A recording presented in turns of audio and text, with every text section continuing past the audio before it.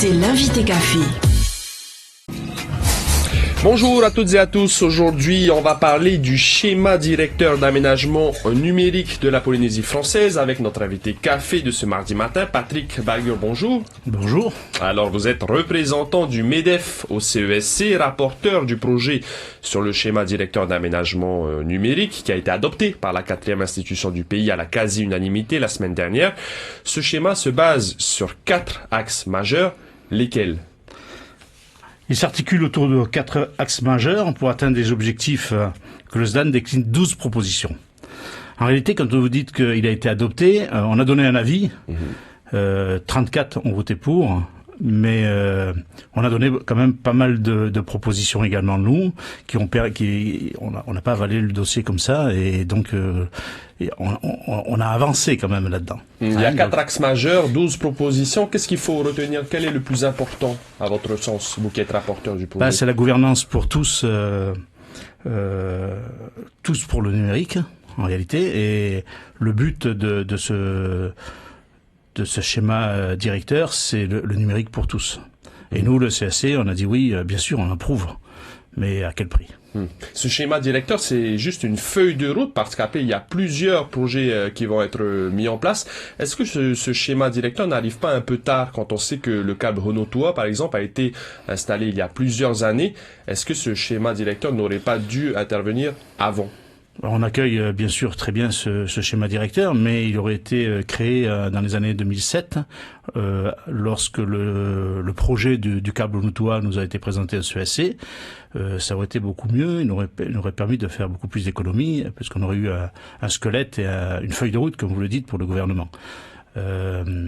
Maintenant,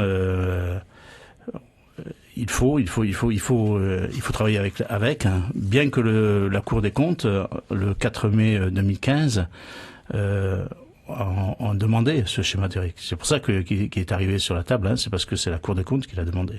Cet outil du numérique, ça va devenir un outil fondamental pour le développement économique, touristique également de la Polynésie française. Vous parlez de coûts, ça va coûter cher. À quel prix?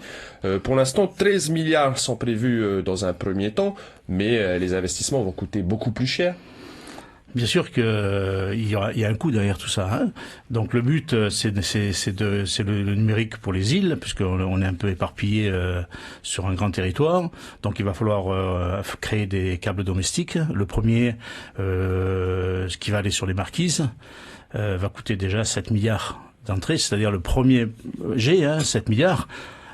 Dans le schéma directeur. Ensuite, il y aura donc une deuxième étude qui va permettre donc de le positionner au fond de l'eau et donc qui va donner donc l'étude technique, la faisabilité du système. Et ensuite, il y aura un troisième document qui sera le plan de financement. Et c'est lui qui va révéler le coût réel du numérique pour tous. Le numérique, ce n'est pas seulement pour le confort des utilisateurs d'Internet, pour la navigation web, c'est aussi pour développer d'autres secteurs, je pense notamment à la médecine ou encore à l'éducation. Qu'est-ce qui pourrait être mis en place grâce à l'outil numérique? Absolument. Il y a quand même le tourisme en priorité. Il est important que le touriste qui veut visiter nos îles, au jour d'aujourd'hui, il est obligé d'être accordé à sa société, et donc il demande de suite s'il y a suffisamment de puissance dans sa ligne pour pouvoir travailler. Ça, c'est le premier point. Donc, il faut amener le numérique déjà dans les hôtels, dans les pensions de famille. Certaines pensions de famille n'ont pas de numérique dans les îles. La médecine, c'est un point qui est très important parce que si on arrivait à avoir un e-médecine correct et qu'on puisse faire, par exemple, un fond de l'œil dans les Tuamotu, on serait pas obligé d'amener la personne en Evassan sur Tahiti et s'apercevoir que tout compte fait, ça valait pas le coup et ça a coûté de l'argent à tous. L'éducation, c'est un point important également parce que comme on pense qu'il y a par exemple le collège de Rikitea qui n'est toujours pas raccordé ou très mal raccordé au Wi-Fi, passer un examen avec la France à 11h du soir pour être dans les horaires métropolitains, si on n'a pas le débit suffisant, c'est impossible. Il faut ramener la personne sur Tahiti. Donc ça, c'est un des points également. Et après, forcément, il y a également le numérique pour la population. La personne qui est aux Marquises, elle a le droit d'être connectée au monde comme les gens de Tahiti le sont. Vous avez parlé de télémédecine, d'éducation, mais il y a aussi les services publics qui Absolument, pourraient bénéficier. les services publics, parce que tôt ou tard, il va falloir donc numériser tout ça, aller chercher un acte de naissance ou autre. Donc le service public doit être également sous l'ère du numérique s'il veut avancer. Autrement, c'est pas possible.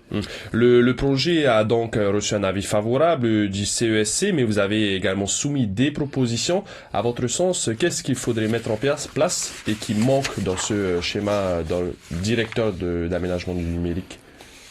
Nous, on a donné 6 ou 7 propositions concrètes. Par exemple, pour l'OPT. L'OPT, c'est le territoire et il a donc il est mal positionné pour pouvoir ouvrir à la concurrence. Donc, il doit avoir de répartition des tâches. Le pays a un rôle un peu ambigu, c'est ça?